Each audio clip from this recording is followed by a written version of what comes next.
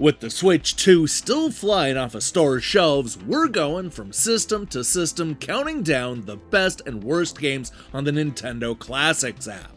To do this, we're using the average scores from Electronic Gaming Monthly, Super Play, N-Force, Nintendo Power, Next Generation, Computer and Video Games, and more classic magazines that reviewed these games when they first came out. We've already looked at the top 58 Nintendo Entertainment System games, the top 49 Genesis games, the top 39 Game Boy games, the top 38 Nintendo 64 games, and even the top 22 Game Boy Advance games. So now it's time to turn our attention to the final system, the Super Nintendo Entertainment System.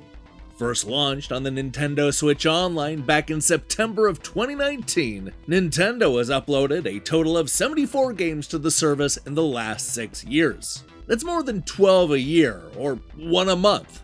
Unfortunately, there were a few games that just weren't reviewed back in the day, including Star Fox 2, because, it just wasn't released.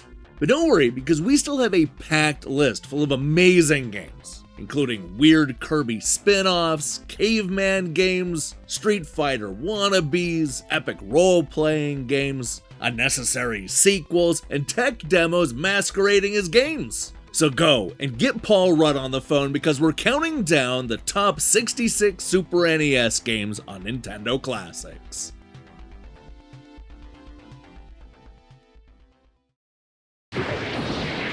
Nothing prepares you for F-Zero, created for the new Super Nintendo Entertainment System. You won't believe the power. You won't believe the control. You won't believe the jumps, the curves, or the feeling you get until you experience it for yourself. Wow, that's fast. F-Zero for the ultimate G-Force, only on the next generation from Nintendo. Now you're racing with power, superpower.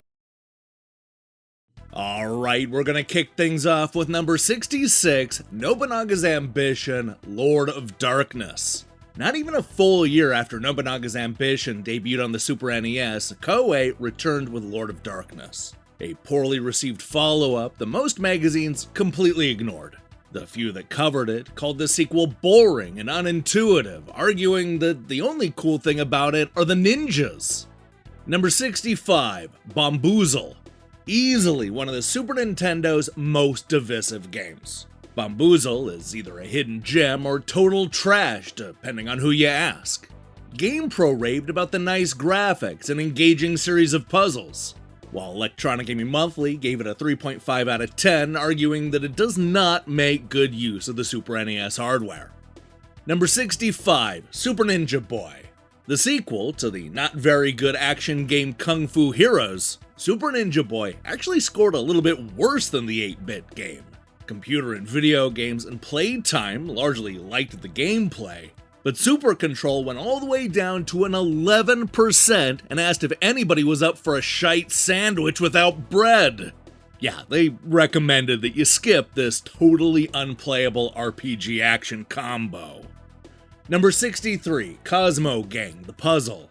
When Namco brought Cosmo Game The Puzzle to America, they rebranded it as Pack Attack, a reworked and reskinned version featuring your favorite dot-eating Ghostbuster. Unfortunately, that's not the version that we got on the Nintendo Switch Online. Superplay concluded that it's fine, I guess. Not exactly a ringing endorsement. Number 62, Fighter's History. Let's say that you really want to play Street Fighter 2, but you've already played that to death, and you really want to play this exactly like Street Fighter 2 in pretty much every way, shape, and form. If that describes you, then let me introduce you to Fighter's History, a game that's so similar to Street Fighter 2 that Capcom actually sued Data East for copyright infringement. The critics thought it was solid, but definitely not on the same level as that other fighting franchise. Number 61, Natsume Championship Wrestling. While those other games slapped the WWF and WCW logos on their boxes, Natsume Championship Wrestling managed to win over fans with its solid gameplay, generous modes, unique wrestlers, and most importantly, 4-player support.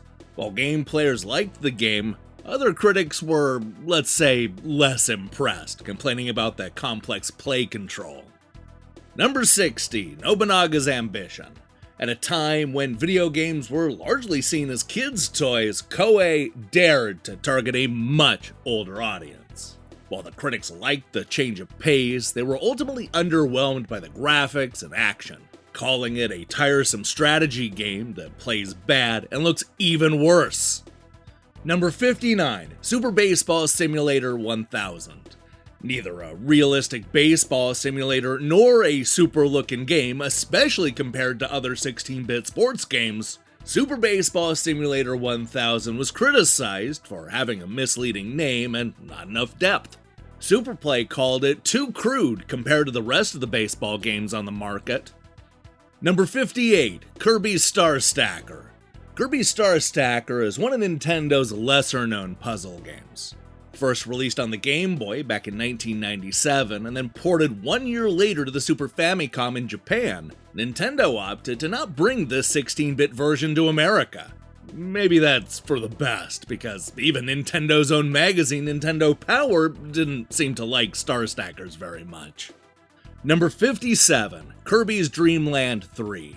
Released on the Super NES 2 full years after the Nintendo 64 came out, this was one of Nintendo's final 16-bit games. With everybody's attention firmly on the next generation battle, most magazines completely ignored Dreamland 3, with Nintendo Power complaining about the trial and error gameplay. Number 56, Psycho Dream. Psycho Dream first came out in December of 1992 in Japan and was scheduled to come to America under the name Dream Probe. Unfortunately, it was axed when Renovation went through an extensive restructure. Maybe that's for the best, as Electronic Games gave this unreleased game a 33%, complaining that it was too easy and repetitive to be much fun. Number 55, Rival Turf. Released just 5 months after Final Fight, Rival Turf is best known as the Super NES beat-em-up that you can play with a friend. But even with that improvement, the critics felt that this brawler was too derivative, was loaded with lame characters, and had crummy graphics. On the other hand, Game Informer liked it. Number 54, Jaleco Rally Big Run. A completely serviceable early-generation racing game that almost came to America. Electronic Gaming Monthly was not impressed, complaining about the choppy graphics and the sluggish gameplay. Raze, on the other hand, recommended it, raving about the music and the crystal clear sound effects. Number 53, Spanky's Quest. Believe it or not, the critics were sharply divided when it comes to Spanky's Quest, a good-natured platformer from Natsume. Many complained that it was too childish for the teenage and adult owners of the Super NES, while others called it fresh and original and unlike anything else you've played before. Who knew that this game was going to be so divisive? Number 52, The Peacekeepers. 1 year after the release of Brawl Brothers, we're finally treated to the epic conclusion of the trilogy, The Peacekeepers. EGM called it a very long and very good fighting game, while GamePro referred to it as a courageous cart with sharp graphics and even Shakespearean dialogue. I mean, yeah, The Peacekeepers is good, but it's no Hamlet. Number 51, Uncharted Waters New Horizon. Skipping right to the sequel, Uncharted Waters New Horizon takes us to the early part of the 16th century with a whole new cast of characters, including the son of Duke Leon Franco from the first game. The critics thought it was a decent enough role-playing game, but complained that some of the dialogue sequences seemed endless and the graphics leave something to be desired. Number 50, Battletoads and Double Dragon. That's right, it's the team-up you didn't even know you wanted. It's a beat-em-up with racing and shoot-em-up elements combining the best of both worlds. EGM, Super NES Buyer's Guide, GamePro, and even GameFan were impressed, arguing that fans of both franchises will not be disappointed. However, Superplay gave it a 33%, ignoring everything but the brawling and concluding that it's time for more boring fighting.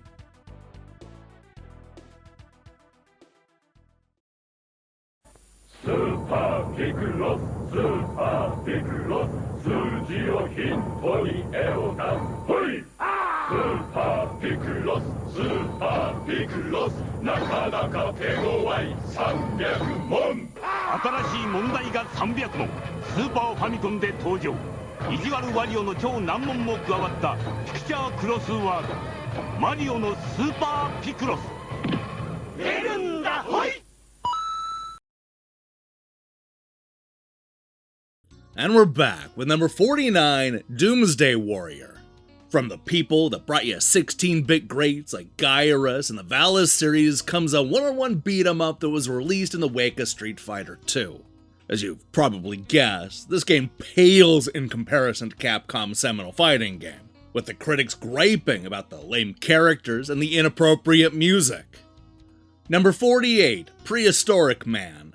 This is another cult classic that received mixed scores at the time.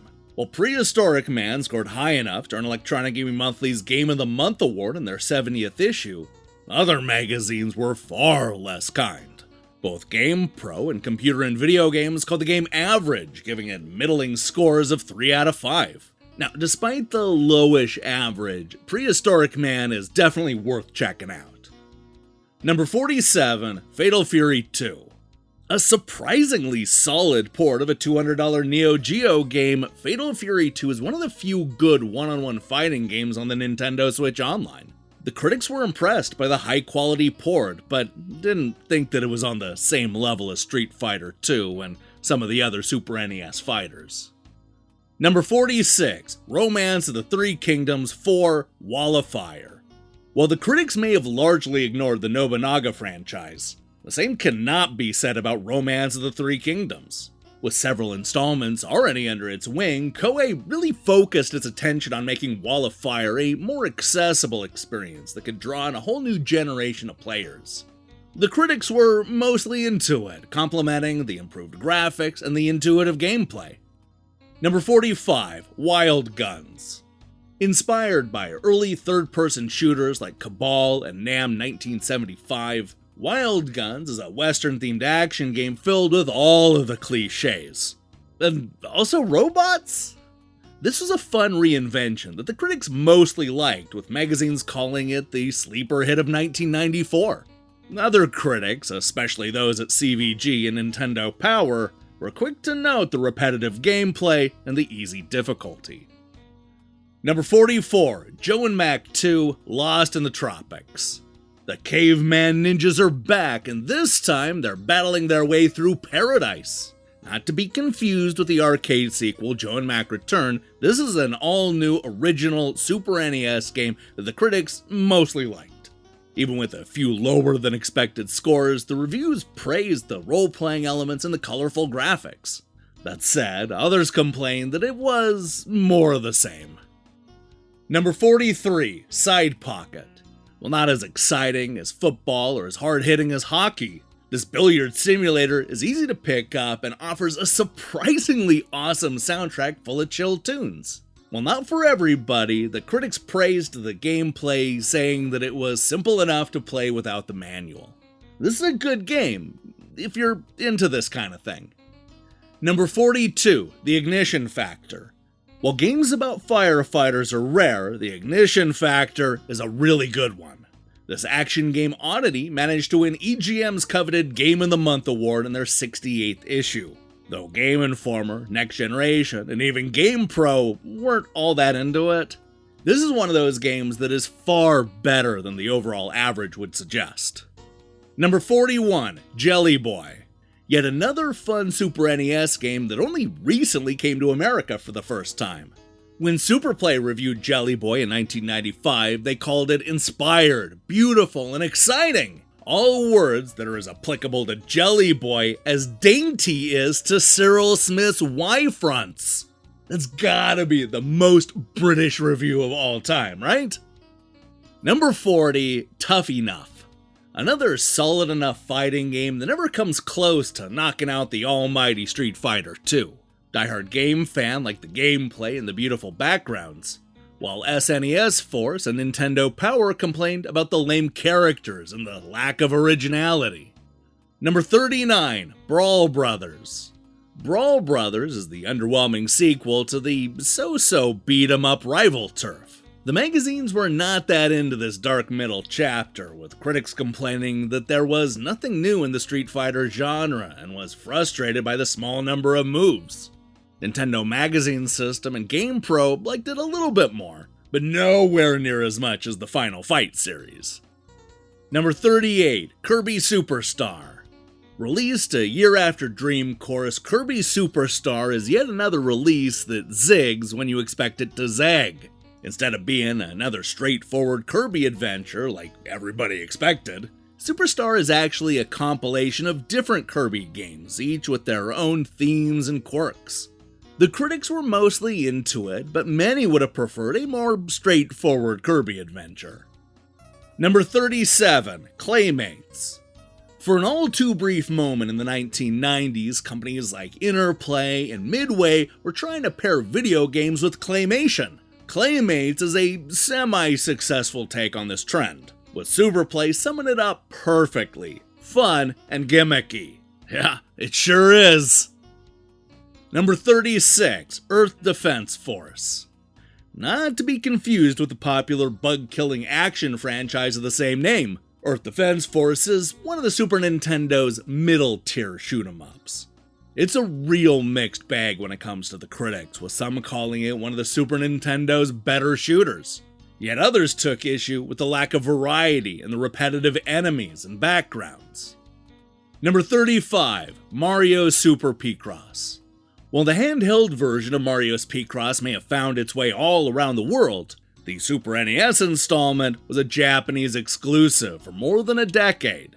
The critics complained that the puzzles were all the same. You chip, chip, chip, and you cross, cross, cross. While they may have been bored, many others will find this game riveting. Number 34, Harvest Moon. When Harvest Moon came out on the Super NES, many magazines simply ignored it, perhaps figuring that their male-dominated audience wouldn't be all that into a game about farming. EGM ended up giving the game an 8.1 out of 10, accurately calling the game a sleeper hit and arguing that it's an immersive game that's hard to break away from. No wonder there are so many sequels and spin-offs.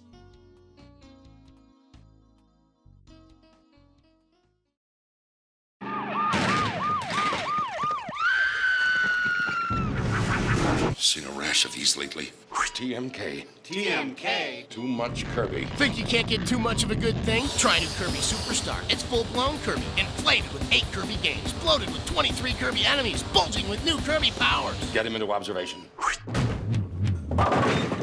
New Kirby Superstar, only on SNES. Can your system handle it?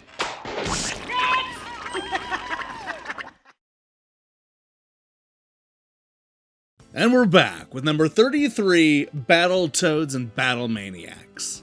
After crash landing on the 8-bit NES, everybody wanted to know what the Battletoads would do on the Super Nintendo's more advanced hardware. The result was a far better looking, but more divisive sequel. While GameFan and GamePro both gave the game near perfect scores, the range of review scores was all over the place, with computer and video games going all the way down to a 55%. Many of the magazines complained that this was more style over substance. Number 32, Super Valis IV. After perfectly wrapping up the Yuko trilogy with the surprisingly emotional Valis III, Telenet Japan decided to go to the well one more time and bring out Super Valis IV, a brand new action game with a brand new hero. While GamePro ended up giving it a perfect 5 out of 5, the rest of the critics were less generous, with most complaining about the recycled ideas and the dated gameplay. Number 31, Breath of Fire 2. After letting Squaresoft publish the first Breath of Fire game, Capcom wisely decided to release the sequel all by themselves. Breath of Fire 2 is not as widely praised as the original, but it's still a solid role-playing game that was overshadowed by the likes of Final Fantasy III and Chrono Trigger. Definitely one of the better RPGs on the Nintendo Switch Online. Number 30, EarthBound.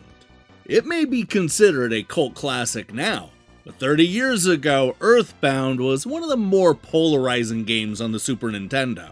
While some magazines praised the writing, many of the critics couldn't get beyond what they considered to be outdated visuals and childish characters.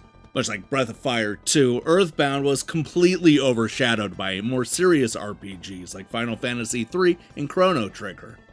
Number 29, Smash Tennis. From the man who gave the world Klonoa and Mr. Driller comes Smash Tennis? Building on what everybody loved about Super Tennis, this Namco-published sports game didn't get an American release back in the 1990s. That's a shame, because the critics raved about the fast-paced action and the 4-player mode. Number 28, Kirby's Avalanche. Nintendo couldn't wait to slap one of their most beloved characters on Super Puyo Puyo, creating the fun little puzzle game Kirby's Avalanche. With generally strong scores from Game Pro, Super Play, and Next Generation, the critics liked that this wasn't just another Tetris clone. Everybody liked the competitive 2-player battles. Number 27, Kirby's Dream Course. Kirby's Dream Course is a weird and wonderfully wild miniature golf game released in 1995 on the Super NES. It really is the perfect vehicle for a character like Kirby, who proves to be a lot more adept at putt-putt golf than pinball. This is one of those games where the critics didn't really veer far from the 80% range, with most magazines liking the game more than loving it. Number 26, Joe and Mac. While Nintendo is choosing to call it Caveman Ninja, you likely know this early generation Super NES classic by 2 other names. That's right, Joe and Mac. With colorful graphics and a funny premise, the critics fell in love with the Caveman Ninjas. While there were a few outliers, most of the critics had no problem recommending this 1991 action game, with GamePro even giving it a perfect 5 out of 5. Number 25, Breath of Fire. Designed by legendary developer KJ Inafune, the man who brought us Mega Man, Breath of Fire was yet another winning role-playing game on the Super NES. While not on the same level as the 16-bit Final Fantasy and Dragon Quest installments, the critics were mostly into this Square-published adventure game. With a long quest and likable characters, this is definitely one of the best RPGs on the Nintendo Classics app. Number 24, Operation Logic Bomb, the ultimate search and destroy. One of the worst named games of all time, Operation Logic Bomb, the ultimate search and destroy, is the second sequel in the Fortified Zone series that started on the Game Boy and ended on the Super NES. The critics were quick to compare this overhead action game to the Metal Gear franchise, with the Super NES Buyer's Guide going as far as to call it the thinking person strategy game. Number 23, Demon's Crest. The third and final installment of the Gargoyles Quest trilogy is also one of the best games on the Super NES. Dark, atmospheric, and stylish, Demon's Crest is more than just a Ghouls and Ghosts spinoff. It's a fully realized action game that the critics couldn't get enough of. While some criticized the challenge, others gushed over the gory graphics and role-playing elements. Number 22, Donkey Kong Country 3. By the time the third Donkey Kong Country game rolled around in late 1996, the video games industry was in a very different place. Not only were Sony and Sega locked in a 32-bit console war, but Nintendo had finally released their 64-bit system and had pivoted towards the future. As a result, the critics weren't as into it, complaining that the gameplay hadn't changed and was starting to feel a bit outdated. Still, with strong scores from EGM and Game Informer, this third installment managed to score up a solid average of 82%. Number 21, Super Soccer. Super Soccer has the distinction of being the first, and so far only, Nintendo Switch Online game to be delisted. But hey, it feels wrong to not include it in this list. One of the very few soccer games on the service, this was part of the long-running Formation Soccer franchise, which has bounced around to all types of different consoles. The critics were into it, but most agreed that it was not one of Nintendo's best sports games. Number 20, Stunt Race FX. Nintendo hoped that Stunt Race FX would do for racing games what Star Fox did for shoot-'em-ups. While I'm not exactly sure that it succeeded at that goal, this 1994 racer did pick up high scores from magazines like Super Play, Hyper, and Game Players. That said, both Electronic Gaming Monthly and Nintendo Power voiced disappointment in their reviews. Number 19, Super R-Type. An early generation Super NES shoot 'em up with all the early generation Super NES problems. While the critics loved the horror theme and the vibrant visuals, pretty much everybody agreed about the slowdowns and the flicker problems. They much preferred R-Type 3, which has yet to make its way to the Nintendo Switch Online. Fingers crossed! Number 18, Killer Instinct. The game that was supposed to be the big showpiece for the Nintendo 64 was downgraded to fit on the Super Nintendo in 1995. The result is pretty much what you'd expect, with some critics impressed with the accuracy of the port, while others complained that the core game wasn't that good to start with. Impressive on a technical level, but maybe not when it comes to the gameplay. Number 17, Super Punch-Out. The much-anticipated sequel to one of Nintendo's most beloved sports games. Super Punch-Out was basically a retelling of the 8-bit game, now with better graphics and new characters. While Nintendo Power was down on the sequel, everybody else seemed to like it. Next Generation complained about the choppy animation, but conceded that most everything else was done to perfection, making Super Punch-Out a great tribute to the original classic. Yeah, hard to disagree with that.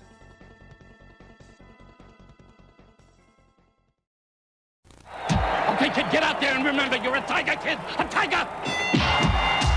That's the champ! Now he's running. How you feeling, kid? Good, good. That's using your head. Strategy. You're a genius, kid, a real professor.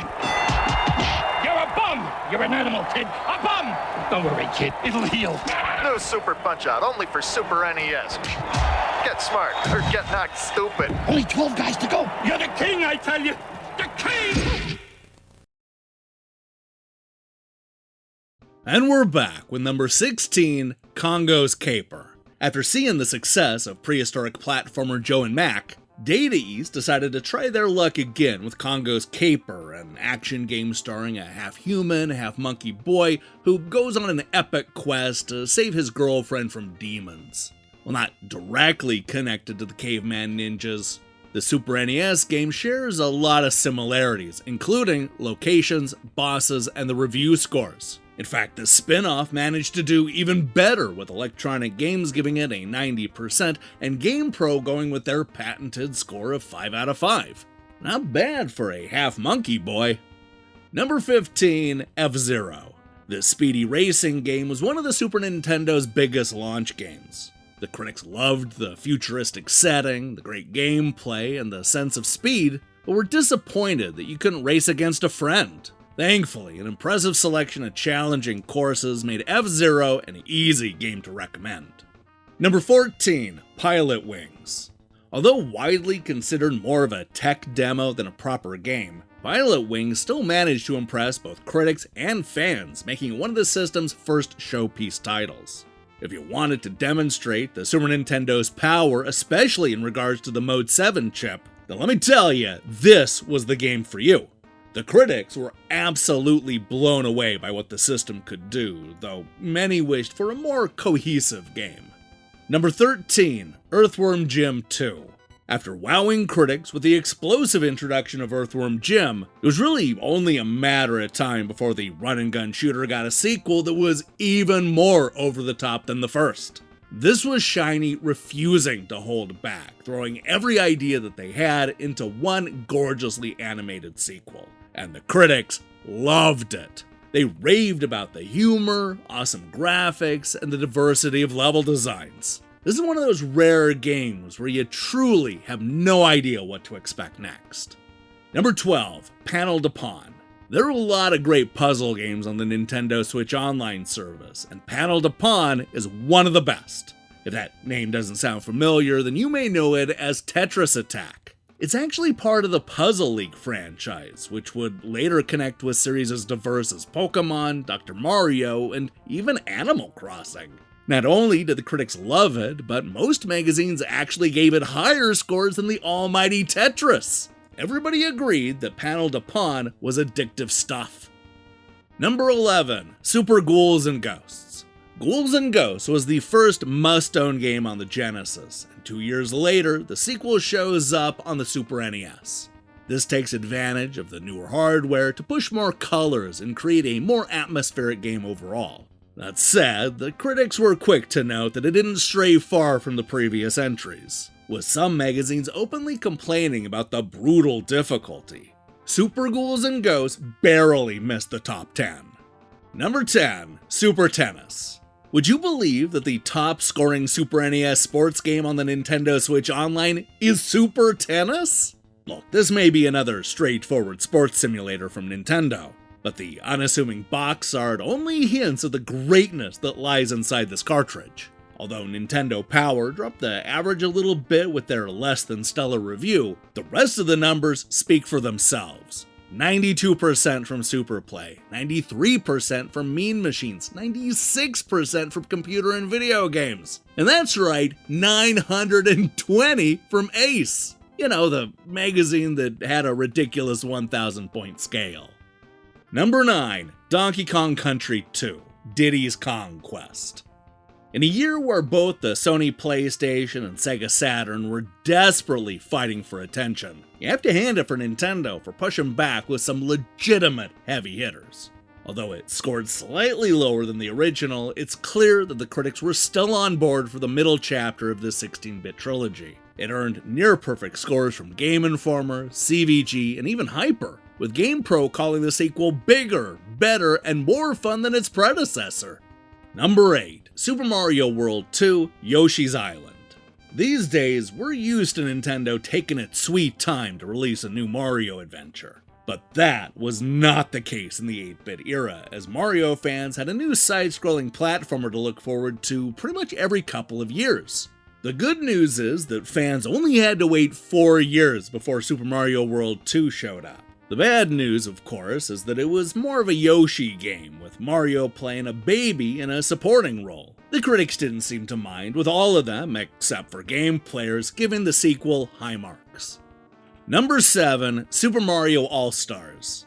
Back in an era when video game compilations were almost unheard of, Nintendo dared to put some of their greatest 8-bit games on a single cartridge, giving us Super Mario All-Stars, one of the best deals on the Super NES.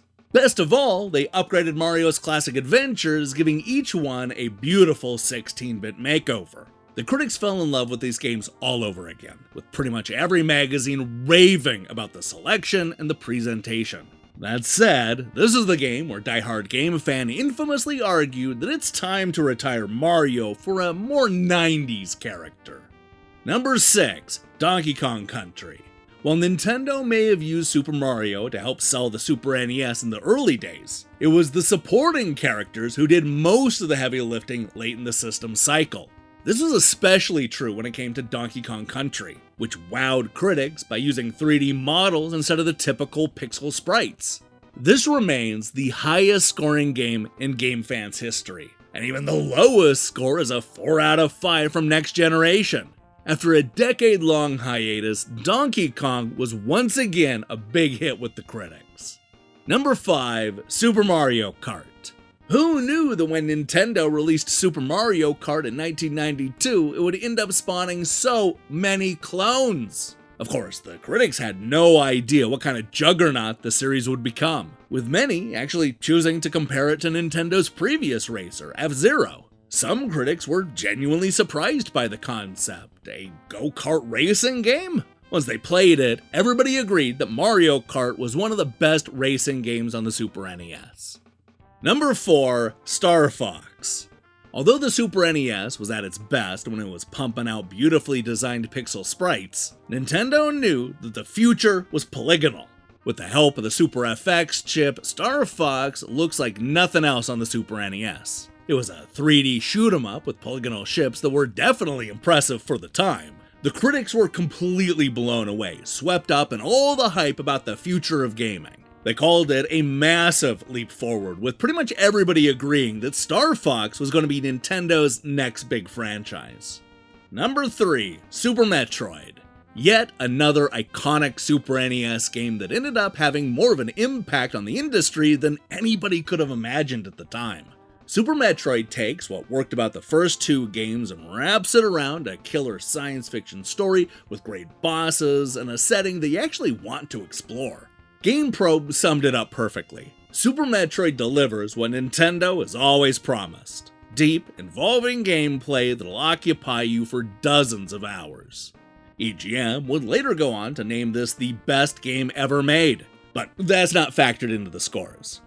Number 2, Super Mario World. The Super NES pack-in is also one of the system's greatest games. While a lot has been made over the years about Electronic Gaming Monthly being slightly disappointed in what they consider to be a safe sequel, the numbers don't lie, and the critics overwhelmingly raved about Super Mario World, with the word masterpiece being thrown around by just about everybody. It's true, Super Mario World is indeed a masterpiece. And finally, at number 1, it's The Legend of Zelda: A Link to the Past. After being slightly disappointed with the adventure of Link, the critics were back on board with The Legend of Zelda: A Link to the Past. This was considered the gold standard for adventure games in the early 1990s, improving on the original in pretty much every way possible. The critics gushed about the massive overworld, puzzling dungeons, and epic boss fights. This game sets a new high watermark for both the series and 16-bit games in general. To this day, it remains many people's favorite Zelda game. Okay, class, pop quiz. Question number 1. You want to buy a video game system. Super NES gives you 4 free games. Sega gives you no free games. Which do you choose? Number 2. Farmer Brown has 4 chickens to trade for a video game system. Super NES gives him 4 free games. Sega, no free games. Which should Farmer Brown choose? Number 3. Buy any Super NES system and for $3.50 postage, we'll send you Super Mario All-Stars. That's 4 games free. Now who would miss an offer like that? Could you repeat the question?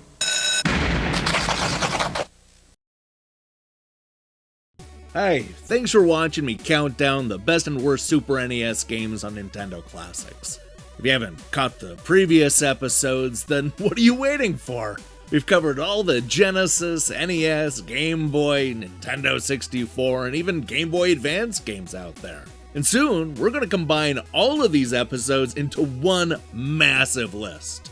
Now, here's the question I have for you. What's your favorite Super NES game? There are so many great ones to choose from, so I'm excited to see your picks in the comments below. In other news, I actually have some reviews coming this week. I know, I've been slacking on the reviews, but I had a lot of stuff to go through. While you wait for that, I strongly recommend you click that subscribe button and support what we're doing here. Until then,